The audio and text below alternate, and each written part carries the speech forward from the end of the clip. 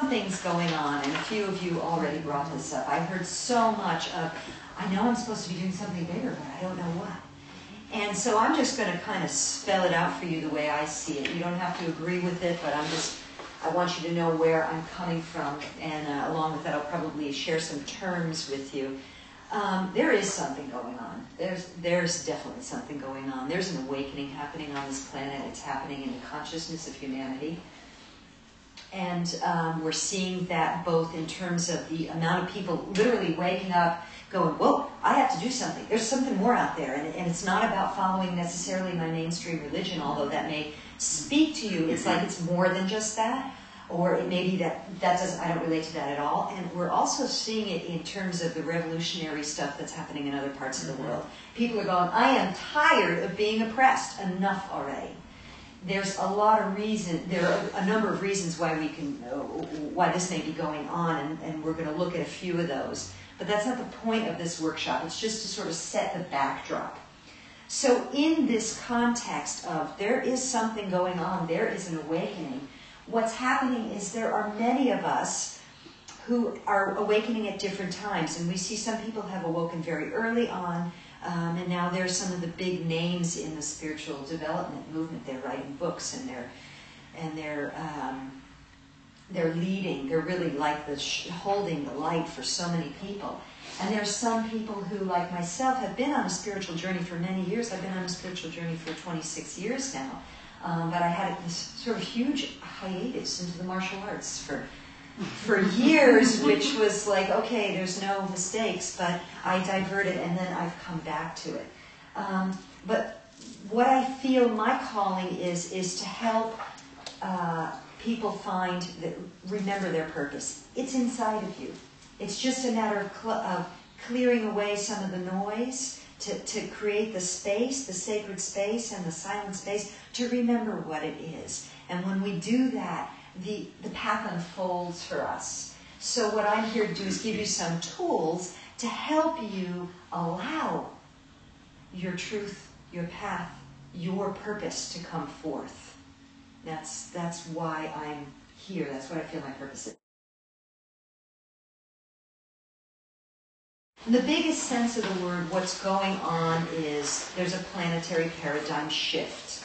And that shift is going from a place of separation consciousness, I, me, all by myself, separate from you and you and you and you and you, to one of unity consciousness, where we really recognize that underneath the skin and the illusion of our separateness, we are all one.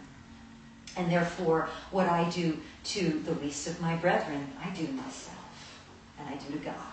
And that's the shift on the biggest scale. What's going on here is we're starting to realize as long as we keep the separation consciousness, we're going to destroy the planet. There will be no more planet for our children and our grandchildren.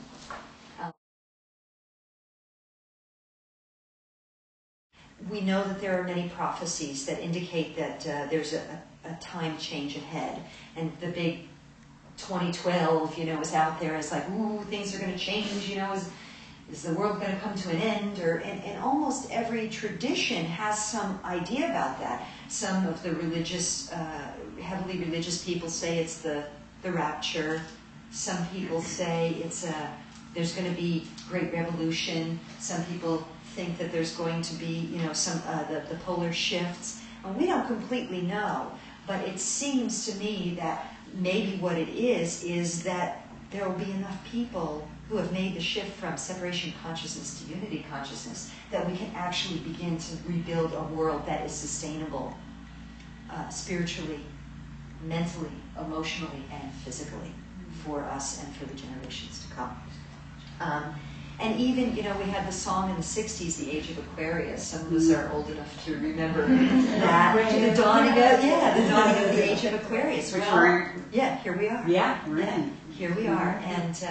And I really believe that it is those of us who are awakening that have what we feel is a deep responsibility and a calling to do our part. That we were called here for a reason, or maybe we made the choice before we incarnated to say, yes, I will come and I will bring light to this planet in whatever way I can. And that can be anything from being one of these, being a Deepak Chopra, to being a good mother, to, being, saying the right words at the right time to someone, to working in a grocery store and being friendly to everyone, to meditating and bringing light and just visualizing it going into Mother Earth, to an activist, to to someone who says, I'm going to buy products that are safe for the planet. It can be as simple as that, but we came for a reason, and that's what we're here to find out, how we can step into a bigger part of that, step into the bigger part of ourselves. It's that time, and astrologically you can see it too, that the people born with